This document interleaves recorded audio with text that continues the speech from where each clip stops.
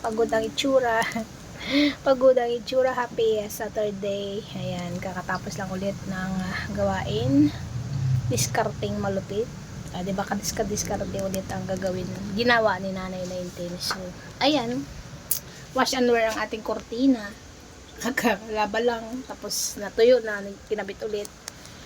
Tapos lang naghugas. Ito, preparing again sa aking pagkain. Alas 2:30 na ng hapon ng Sabado. So, ipapakita ko sa inyo guys na bago sa paningin nyo. So, ito, labas tayo. May ibon na naman kasing nakatungtong sa phone. Ay, may ibon. Pasaway oh. Katungtong sa phone yan. Ito, labas tayo guys. Huwag nyo napansin ang itsura kasi pagoda ang itsura. May labas tayo. Ayan. O, diba?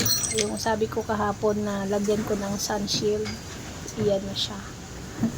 Natupad na yung isa kong wish na ilagay. Kaya din ako for summer.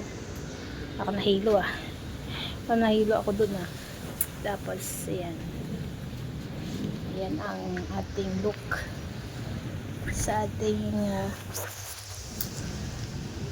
tambayan serye. Ayan, karindi na for summer ang tambayan serye.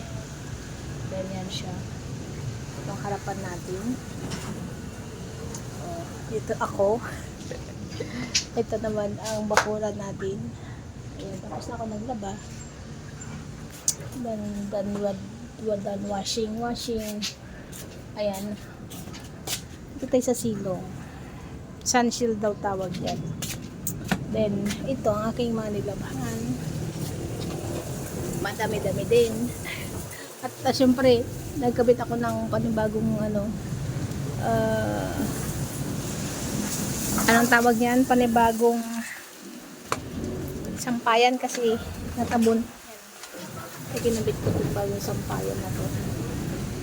Ayan. Ito yung nabili sa DIY o sa sa Shopee, may ganyan. Tapos ito yung ating bakuran. Yan na yung sun shield protection.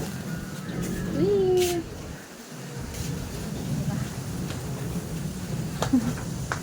We are under the tree. Sobrang hangin ngayon. So may pa-plants tayo dyan. Ito na itsura ng ating harapan.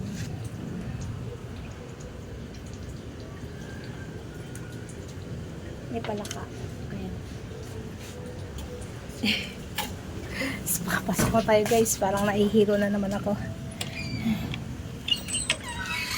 Pasok. At saka syempre kakain tayo. So magkamay. Ang ulam ko ay pusit na paborito ko. Paborito ko to guys ang pusit. Para-paraan mag-vlog. Huwag pansinin na itsura ha. Kasi matsura na to. Matsura na ako noon pa. Ayan. Una tayo, kakain na tayo guys para-paraan mag-vlog. So pagod dahil pagod ako, kakain ako guys. Ano na to? Agahan tanghalian. Ay hindi pala, tanghalian ko na merienda. So, meron ako dito tirang pancake. Nag-pancake ko lang ako kanina habang naglalaba. Nakikiagaw lagi ito eh. Tapos, may calamaris ako to. Niluto ko to para baon ni Paula sa school.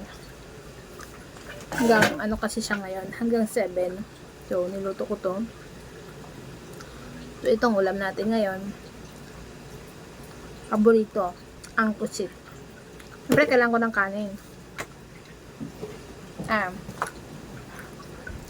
Ayan, bahaw na yung kanin ko. Weird. Hindi lang naman pritong pusit yung aking niluto, no? Meron pa akong adobo. Isang piraso lang naman yung prinito ko, pork kulot. Mas gusto ko pa rin si adobo. Upload ko na lang yung pagluto ko niyan. Mm. Gagawin talaga yung ibon niya.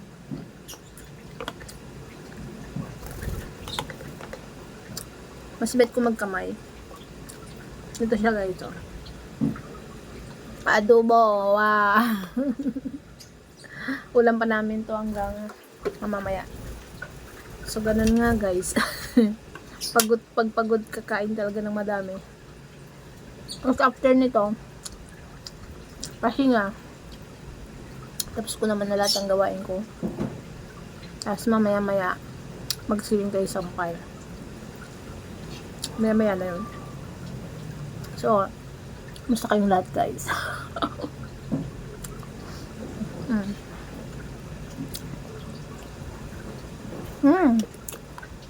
Tugas, abot ko na. Hab-hab. Naging hab-hab with us pa apa to Pagod na itsura na madiskarte, huwag niyang pansinin. Gawin talaga pag walang suklay-suklay, gawaing bahay ka lagi. Hindi na maharap mag lipstick. Walang ayos-ayos. In short, gurang na. Itsurang gurang muna tayo. Para naman masanay kayo sa ano talaga mukha ko. Na walang ang daw nun. Walang ayos-ayos diba tabi ang kilay. May mga dark spots tayo dyan Pero makinis. Makinis ako, wala akong pimple. Pero may mga mistikahin kasi tayo.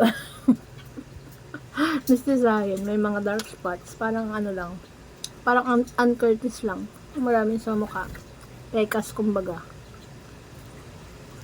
Kaya mo na yan. Side bleeding na yan. Importante. May mukha pa rin. Kayo rin po ba may ganon? Sabi kasi nila, nung bata kasi ako wala akong ganyan. So lumabas lang yan ngayong nasa ano ako.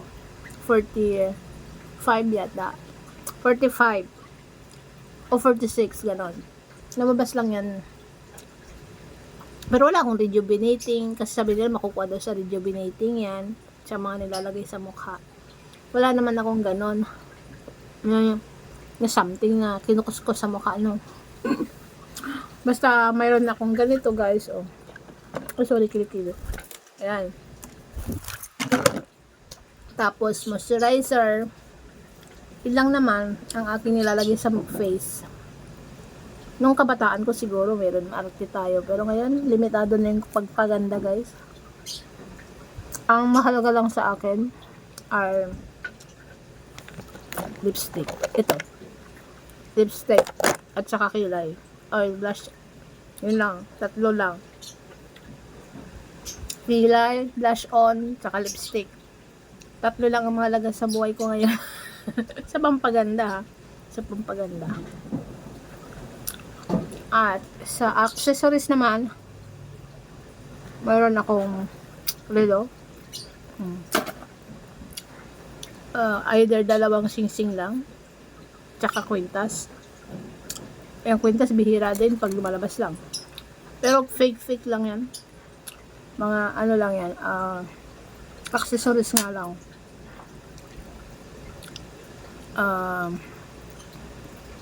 Tawag yan, stainless lang mga. Wala akong gold. Wala akong gold. Nasanla na guys. Dati may gold ako. I have gold. Pero nung nagkaanak na lahat, nagkaanak na yun isang na wala nang balik-balik. 4 yun Ay 5 pala. 5. Pero narimata sa pawn shop. Kasi pag kailangan sinanla. Kaya goodbye gold. So ngayon, mahal ng gold, di na natin kayang bumili. Yung iba, ginagawang investment yun. Pero ngayon, dati mura lang nga per gram. Pero ngayon, nasa 3K na yata or 4K na ang grams ng gold. So, ang uso naman ngayon ay stainless accessories. So, ganito lang. Stainless mo, mukhang gold naman. Ano lang, ay magkakaligayan ng babae kasi talaga yan yung mayroong accessories. Ano ko yan, pinagkakaila. Yung mahilig ako sa ganitong sing-sing. Ganito lang. Pang ano lang, ik-ik lang. Mukhang yayamanin pero hindi naman tunay. Yan ako. Yan ako guys. Yun lang naman nun. Ay, gayaan ko eh. Pagbigal nyo na. Pagdating naman sa damit, napostura tayo pero hindi naman kamahalan yung damit ko. Mga ukay-ukay lang yan guys. Ukay-ukay lang yan. Mga karamihan. O lahat na nga eh. Ng damit ko ay ukay-ukay lang yan. Mga halagang 100 pesos, 50 pesos, 35, 20, 10. Ganon. Ganon ang mga price niyan. Kaya, proud ukay-ukay girl tayo. Hanggang sa sapatos na ukay-ukay pa rin. Bag, ukay-ukay din. Diba? Kayo rin ba'y ganon? Kasi, hindi naman sa ano, kung may pera naman kayo, why not kung bibili kayo sa mall, kasi, ang mahal na talaga ng mga gamit sa mall ngayon, lalo damit, 1,000 mo, parang isang peraso kulang pa. Lalo pantalon, di ka na makabili ng 600, nasa 1,000 plus na yan, ang bawat pantalon, no? So, hindi ko lang kayang bumili ng ganun. Kaya, doon na lang tayo sa ukay-ukay guys. At least maganda rin ang quality. Sa pagdadala rin yan, no?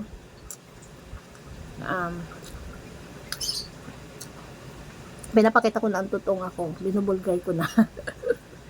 Nabulgay ko ng tutong ako. Ito, masiba din ako paminsan-minsan. Pero depende sa pagkain. Depende sa ulam.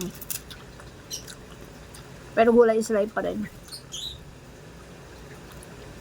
Mahilig din ako sa ganito. Pero pag umaalis lang. Yan. Umalis kasi ako nung nakaraan. Magbadangkas kami. Kaya magganyan ang ano ko, sira-sira na. Yun lang ako. Yun lang talaga ako guys. Yung mga anong kaartihan ko sa sarili. Oo, na hindi mawala sa akin pag umaalis. Ang pinaka-conscious ko naman ay ang aking hair. Oo, pag hindi maganda ang ayos ng hair ko, talagang parang hindi ko maiharap ang sarili ko. Parang hiyang-hiya ako pag ang gulo-gulo ng buhok ko, ganun. Ganun kasi ako nun. Kasi galing ako sa bully. Nakatatak pa rin sa akin yung bully dahil sa buhok.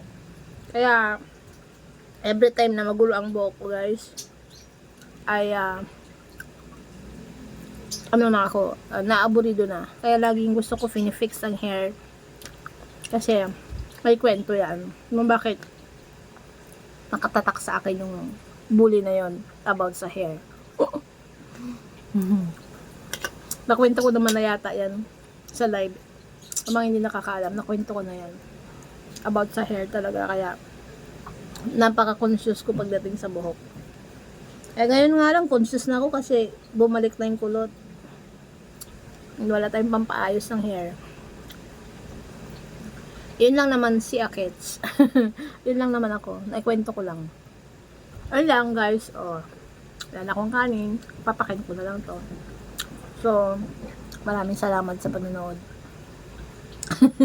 Naka-vlog ulit ako. Ang title nito, ano ang sikreto ni Madiskarte? Ilalantad ko na. Bye! Thank you for watching. Sunod love life naman. Joke lang. Love life ang ikwento. Bye!